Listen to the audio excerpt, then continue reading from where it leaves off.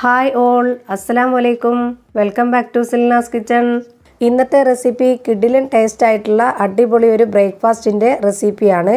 ഈ റെസിപ്പി തയ്യാറാക്കുന്നത് 1 കപ്പ് ഗോതമ്പ് പൊടി വെച്ചിട്ടാണ്. ഒരു പാത്രത്തിലേക്ക് 1 കപ്പ് ഗോതമ്പ് പൊടി ഇട്ട് കൊടുത്തിട്ടുണ്ട്. ഇതിലേക്ക് ആവശ്യത്തിനുള്ള ഉപ്പും ചേർത്ത് കൊടുത്ത് കുറച്ച് വെള്ളവും ഒഴിച്ചു കൊടുത്ത് ഇളക്കി കൊടുക്കുന്നുണ്ട്. ഇതിലേക്ക് ഒഴിച്ചു കൊടുത്തിട്ടുള്ള വെള്ളം പോരാതെ വന്നിട്ടുണ്ട്. ഇനി കുറച്ച് വെള്ളവും കൂടെ ഇതിലേക്ക് ഒഴിച്ചു കൊടുക്കാം.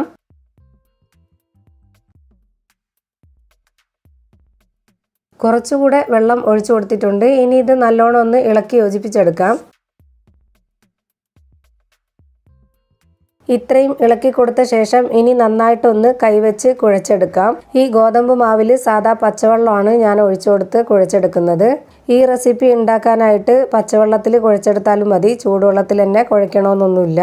നല്ല ലൂസായിട്ടും നല്ല ടൈറ്റായിട്ടും ഈ മാവ് ഇരിക്കരുത്, ഒരു ഇടത്തരം രീതിയിലായിരിക്കണം വേണ്ടത്. മാവ് ഇപ്പോൾ നല്ല പോലെ കുഴച്ച് വെച്ചിട്ടുണ്ട്. ഇനി അടുത്തതായിട്ട് 4 കോഴിമുട്ട പുഴുങ്ങി എടുത്തു വെച്ചിട്ടുണ്ട്. ഇതിനെ ഒന്ന് കട്ട് ചെയ്തെടുക്കാം.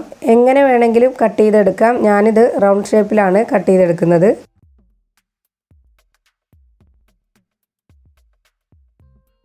നാല് മുട്ടയും ഇതേപോലെ കട്ട് ചെയ്തെടുത്തിട്ടുണ്ട്. ഇനി ഇത് തയ്യാറാക്കിയെടുക്കാനായിട്ട് ഒരു പാൻ സ്റ്റൗവിലേക്ക് വെച്ച് അതിൽ എണ്ണ ഒഴിച്ച് ചൂടാക്കിയിട്ടുണ്ട്. ചൂടായി വന്ന എണ്ണയിലേക്ക് സബോളയും ക്യാരറ്റും ക്യാപ്സിക്കവും കട്ട് ചെയ്തത് ഇട്ട് കൊടുക്കുന്നുണ്ട്. ഞാനിതിലേക്ക് എടുത്തിട്ടുള്ളത് പകുതി ക്യാപ്സിക്കവും പകുതി ക്യാരറ്റും അതുപോലെ തന്നെ വലിയ 1.5 സബോളയുമാണ് എടുത്തിട്ടുള്ളത്.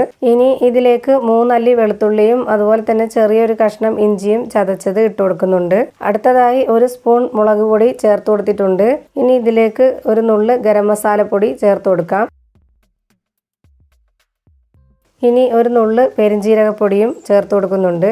ഇനി 1 സ്പൂൺ കുരുമുളക് പൊടിയും ചേർത്ത് കൊടുത്തിട്ടുണ്ട്. ഒരു നുള്ള് മഞ്ഞൾപ്പൊടി കൂടി ചേർത്ത് കൊടുക്കാം. ഇനി ആവശ്യത്തിനുള്ള ഉപ്പും കൂടെ ചേർത്ത് കൊടുത്തിട്ടുണ്ട്.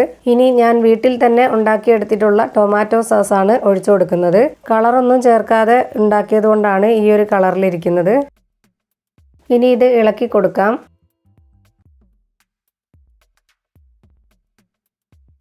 ഇനി ഇത് ഒരു 2 മിനിറ്റ് നേരത്തേക്കൊന്ന് അടച്ചു വെച്ച് വേവിച്ചെടുക്കാം. 2 മിനിറ്റ് ആയിട്ടുണ്ട്. ഇനി ഇതൊന്ന് തുറന്ന് നോക്കാം. നല്ലോണം വെന്ത് കുഴഞ്ഞു കിട്ടണ്ട, ഈ ഒരു രീതിയിൽ വെന്ത് കിട്ടിയാൽ മതി. ഇനി ഇതിലേക്ക് കട്ട് ചെയ്ത് വെച്ചിട്ടുള്ള മുട്ട ഇട്ട് കൊടുക്കാം. ഇനി ഇതൊന്ന് ഇളക്കി യോജിപ്പിച്ച് കൊടുക്കുന്നുണ്ട്. നന്നായി ഇളക്കി യോജിപ്പിച്ചിട്ടുണ്ട്. ഇത്രയും വെന്താൽ മതി. ഇനി ഇതിൻ്റെ ഫ്ലെയിം ഓഫ് ചെയ്യാം. ഇനി നേരത്തെ കുഴച്ച് വെച്ചിട്ടുള്ള മാവിനെ എടുത്തുകൊണ്ട് ഓരോ ഉരുളകളാക്കി മാറ്റിയെടുക്കാം. ഈ ഒരു വലിപ്പത്തിൽ മുഴുവൻ മാവും ഉരുട്ടിയെടുക്കുന്നുണ്ട്. എല്ലാ മാവും ഉരുട്ടി വെച്ചിട്ടുണ്ട്. ഇനി ഇതിൽ നിന്നും ഒരു ഉരുള മാവെടുത്ത് നന്നായിട്ടൊന്ന് പരത്തിയെടുക്കുന്നുണ്ട്.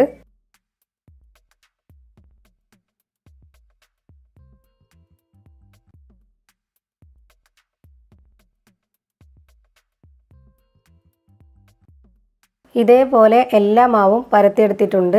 ഇനി പരത്തിയെടുത്ത മാവിലേക്ക് നേരത്തെ തയ്യാറാക്കി വെച്ചിട്ടുള്ള കൂട്ട് കുറച്ച് ഇതിലേക്ക് വെച്ച് കൊടുക്കാം. ഇനി ഇതൊന്ന് നിരപ്പാക്കി കൊടുത്തതിന് ശേഷം ഇതിന് മുകളിലേക്കായിട്ട് നേരത്തെ പരത്തി വെച്ചിരുന്ന ഒരു മാവും കൂടെ വെച്ച് കൊടുക്കുന്നുണ്ട്. എന്നിട്ട് ഇതൊന്ന് കറക്റ്റാക്കി വെച്ച് കൊടുത്ത ശേഷം ഇതിന് മുകളിലേക്കായിട്ട് ഇതുപോലൊരു ബൗളൊന്ന് കമിഴ്ത്തി വെച്ച് കൊടുത്ത് കറക്റ്റ് അളവിനൊന്ന് കട്ട് ചെയ്തെടുക്കുന്നുണ്ട്. ഇനി ഇത് നന്നായിട്ടൊന്ന് അമർത്തിയെടുത്തതിന് ശേഷം ഇതിൻ്റെ വക്കിൽ നിന്നും മാവെല്ലാം അടർത്തി മാറ്റാം. ഇതുപോലെ അമർത്തി കൊടുത്തതിന് ശേഷം കട്ട് ചെയ്തെടുക്കുമ്പോഴത്തേക്ക് ഉള്ളിലുള്ള ഇൻഗ്രീഡിയൻസ് ഒന്നും പുറത്തോട്ട് പോകത്തുമില്ല, കറക്റ്റ് റൗണ്ട് ഷേപ്പിൽ കിട്ടുകയും ചെയ്യും. മാവ് വെറുതെ പരത്തിയെടുത്തതിന് ശേഷം നമ്മൾ ഇൻഗ്രീഡിയൻസ് വെച്ച് കൊടുത്തിട്ട് തമ്മിലൊന്ന് ഒട്ടിച്ചെടുക്കുമ്പോഴത്തേക്ക് ചുട്ടെടുക്കാൻ നേരത്ത് ചിലപ്പോൾ ഉള്ളിലുള്ളതൊക്കെ പോയിന്ന് വരും. ഇങ്ങനെ ചെയ്തെടുക്കുമ്പോൾ ഉറപ്പായിട്ടും പോകത്തില്ല. ഇതുപോലെ ബാക്കി വരുന്ന മാവിനെ വീണ്ടും പരത്തിയെടുത്താൽ മതി. ഇനി ഈ പാത്രം ഒന്ന് പൊക്കിയെടുക്കുന്നുണ്ട്. ഇപ്പോൾ ഇത് നല്ലപോലെ കറക്റ്റായിട്ട് കിട്ടിയിട്ടുണ്ട്. ഇതേ രീതിയിൽ തന്നെ എല്ലാം ചെയ്തെടുക്കാം. ഇനി ഇതിൽ നിന്നും ഇളക്കിയെടുത്ത് എല്ലാം ഒരു പാത്രത്തിലേക്ക് മാറ്റിയിട്ടുണ്ട്.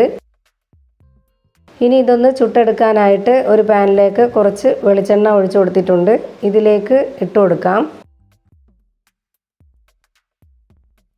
ഇനി ഇതിന് മുകളിലേക്കായിട്ട് കുറച്ച് എണ്ണ കൂടി ഒഴിച്ചു കൊടുക്കാം. ഇതുപോലെ എണ്ണ ഒഴിച്ചു കൊടുത്ത് ഫ്രൈ ആക്കി എടുക്കുമ്പോഴാണ് നല്ലൊരു ടേസ്റ്റ് കിട്ടുന്നത്. ഇപ്പോൾ ഇതിൻ്റെ ഒരു ഭാഗം വെന്ത് കിട്ടിയിട്ടുണ്ട്. ഇനി ഇത് തിരിച്ചിട്ട് കൊടുക്കാം. മറിച്ചിട്ടതിന് ശേഷം ഇതുപോലെ ഒന്ന് പ്രസ് ചെയ്ത് കൊടുക്കുക. എന്നതിന് ശേഷം ഈ ഒരു ഭാഗം കൂടെ വേവിച്ചെടുക്കാം. ഇപ്പോൾ രണ്ട് ഭാഗവും വെന്ത് കിട്ടിയിട്ടുണ്ട്. ഇനി ഇത് പാനിൽ നിന്നും മാറ്റാം. ഇതേപോലെ തന്നെ എല്ലാം ചുട്ടെടുത്ത് ഇവിടെ പ്ലേറ്റിൽ മാറ്റി വെച്ചിട്ടുണ്ട്. അപ്പോൾ ഗോതമ്പ് പൊടി വെച്ച് തയ്യാറാക്കിയിട്ടുള്ള നല്ലൊരു കിടിലൻ ബ്രേക്ക്ഫാസ്റ്റ് റെഡി ആയിട്ടുണ്ട്. ഈ ഒരു റെസിപ്പി ട്രൈ ചെയ്താൽ തീർച്ചയായിട്ടും നിങ്ങൾക്കും ഇഷ്ടാവും. അപ്പോൾ ഇതുവരെയും എൻ്റെ ചാനൽ സബ്സ്ക്രൈബ് ചെയ്യാത്തവർ പ്ലീസ് ഒന്ന് സബ്സ്ക്രൈബ് ചെയ്തേക്കണേ. ഇത്രയേ ഉള്ളൂ എൻ്റെ ഇന്നത്തെ വീഡിയോ ഇഷ്ടമായാൽ ലൈക്ക് ചെയ്യാനും കമൻറ്റ് ചെയ്യാനും ഷെയർ ചെയ്യാനും മറക്കരുത്. പുതിയൊരു വീഡിയോയുമായി വീണ്ടും വരും. Thank you for watching.